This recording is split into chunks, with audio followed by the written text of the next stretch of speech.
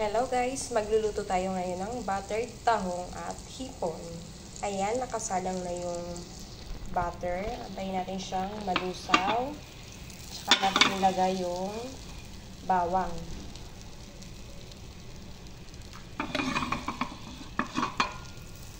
Pwede na to, ilagyan na natin yung bawang.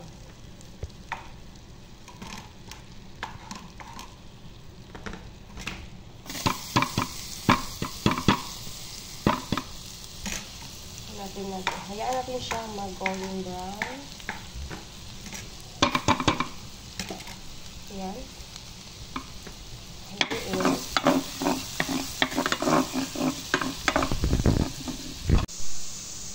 Ayan, okay na yung bawang. Sunod natin ang tahong at hipon.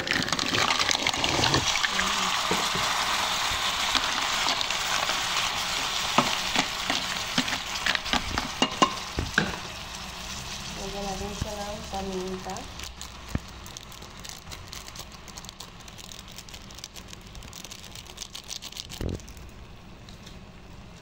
May paminta, mas maanghang yung unti. Lagyan ng paminta. Lagyan natin siya maluto. Takpan natin siya. Mamaya lagyan natin siya ng konting chili sauce tsaka oyster sauce. Ilagay na po natin yung chili sauce para may konting anghang. Tapos, oyster sauce. Lagyan natin siya.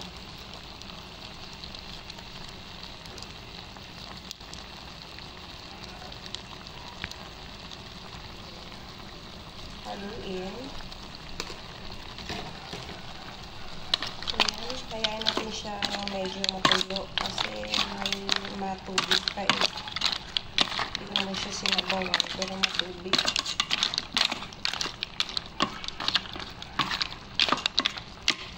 Takpan po natin ulit.